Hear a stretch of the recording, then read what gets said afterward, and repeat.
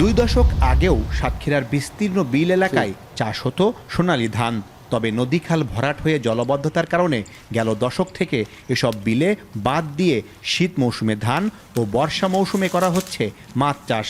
একই সাথে এসব ঘেরের আইলে সবজি চাষ করে কৃষি অর্থনীতির আমূল পরিবর্তন ঘটিয়েছে জেলার চাষিরা।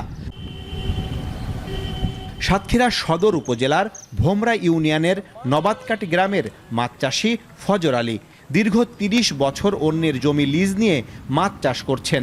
একই সাথে শুকনো মৌসুমে ধান ও ঘেরের আইলে সবজি চাষ করে লাভবান হয়েছেন তিনি।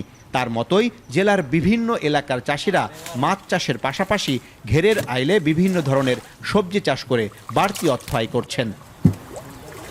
এই পর্যন্ত তরকারি 1 লক্ষ টাকার মতন বিক্রি করেছি, আর সামনে যা বেচা বিক্রি হবে আশা করি আল্লাহর রহমে এখন হাতে 1,02,000 টাকা হতে পারে, কি তারও বেশি হতে পারে। ঘেরপাড়ে উৎপাদিত এসব সবজি ইতোমধ্যে বাজারে উঠতে শুরু করেছে। একই সাথে ঢাকা, খুলনা সহ দেশের বিভিন্ন অঞ্চলের পাইকাররা এখানে আসছেন সবজি কিনতে। এতে লাভবান হচ্ছে চাষিরা, পাশাপাশি কর্মসংস্থান হয়েছে কয়েক হাজার মানুষের। আমরা ঘেরের ভেড়িতে তরি তরকারি লাগাই।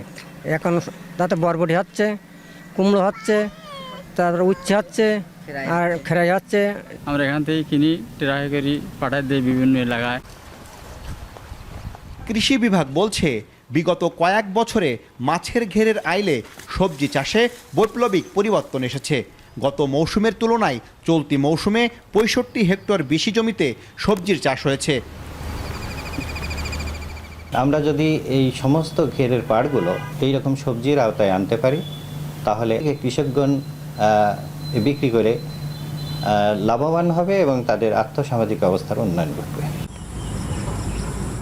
চলতি মৌসুমে জেলায় ঘেরের পাড়ে 940 হেক্টর জমিতে সবজি চাষ হয়েছে, যা গত মৌসুমে ছিল 875 হেক্টর, যেখান থেকে মোট 17,860 টন সবজি উৎপাদনের লক্ষ্য নির্ধারণ করা হয়েছে, যার বাজার মূল্য অন্তত 535 কোটি টাকা।